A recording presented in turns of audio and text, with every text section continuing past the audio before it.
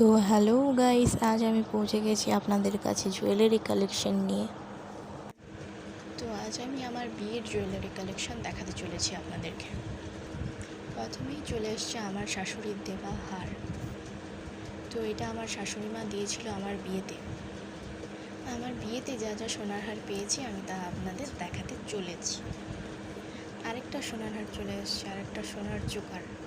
এটা আমার মা দিয়েছিল আমার বিয়েতে। কেমন লাগছে বন্ধুরা? ভালো লাগছে?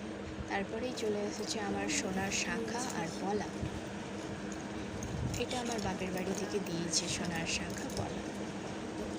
আর রয়েছে আমার পলা বাঁধানো, যা আমার স্বামী দিয়েছে আমাকে গিফট, আমার খুবই ফেভারিট এটা।